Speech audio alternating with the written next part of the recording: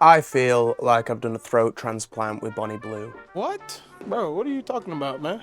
I guess this is episode 2 for the training logs, and I've changed the split up. So I was running a full body split for the past few months, and we was basically progressing on that split. However, I was just getting burnt out towards the end of it. Things had started stalling. I am in a calorie deficit because we're trying to cut down a little bit and not be YouTube fat. But I've decided we're going back to the upper lower split, and it's gonna be a daily undulating periodized program, essentially. So we'll have a heavy session, well, heavy sessions at the beginning of the week. We're gonna have lighter sessions towards the end of the week. So we can still get the hypertrophy in there, but I do wanna get strong during this series. Today I'm gonna be showing you my squat strength day, where we're gonna be lifting in the heavier rep ranges. I think we're gonna keep the top set around 3 to 6 rep range, and back off sets are gonna be more 4 to 8 rather than the 6 to 10 that we were doing. So it's not too much heavier on the back off, as well as it's gonna help just building that technique, you know, greasing the groove, trying to get strong, essentially. Now, in the first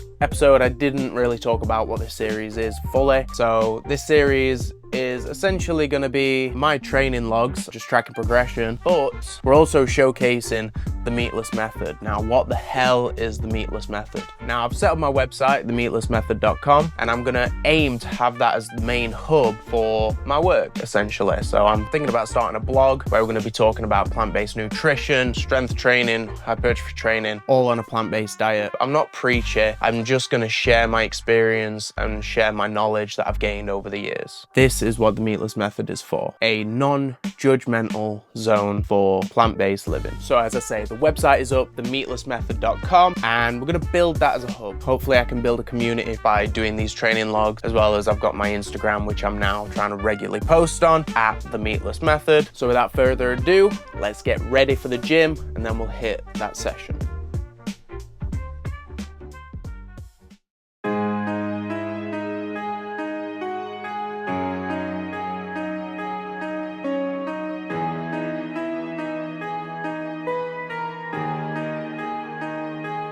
Birthday.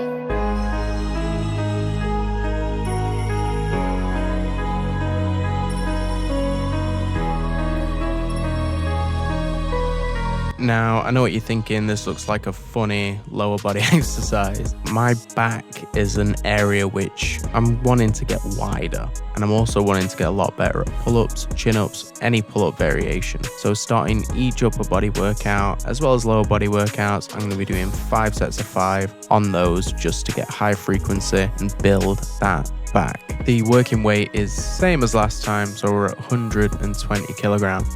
And we are getting sets of 5, which I believe is matching reps to the last session. Although we didn't add any reps or weight, I do feel that each time we touch this weight, it's getting a bit easier for those reps. So coming next session, we should be looking at a rep increase by the way things are going. We just need to make sure that the form stays perfect if we do take those rep increases.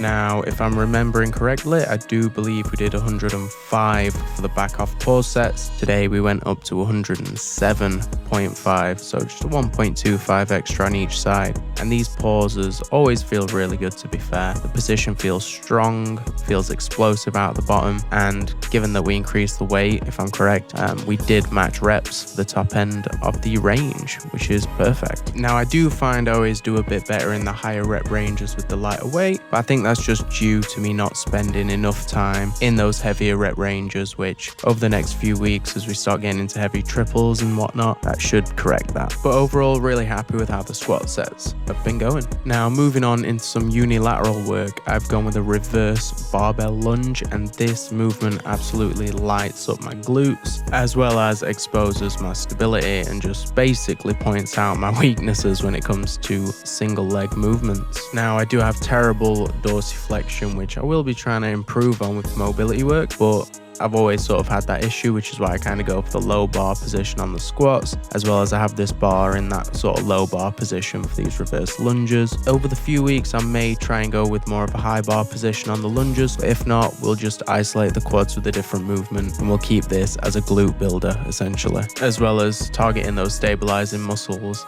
and that single leg stability and balance. Now, speaking of the glutes, you can never have too much glute work. For the isolation on the glutes, we're focusing on a hip hip thrust. Now I'm doing a Smith machine hip thrust because I don't have a machine variation. I would prefer a machine variation, to be honest. And in the past, I've mainly done barbell hip thrusts. Doing it on the Smith machine is okay. It does get the job done. But again, for me, I just prefer setting up in a hip thrust machine. The main reason being you can just get that set up a bit more repeatable and reproducible session to session, week to week. With this, you've just got to be really mindful on how you've set up the bench, how far you've set it up from the bar and whatnot. So just make little notes in your training logs if you do set up this variation and if it's the only variation of a hip thrust that you have access to.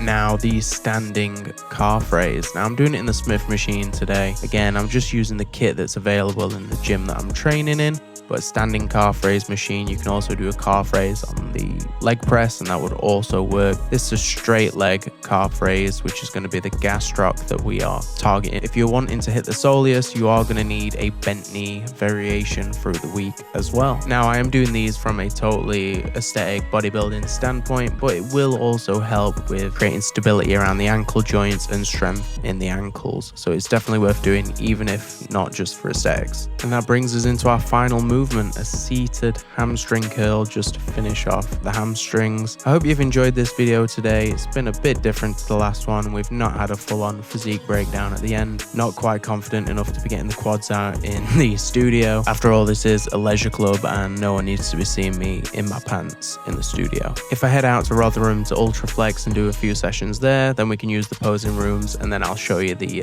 hog reveal.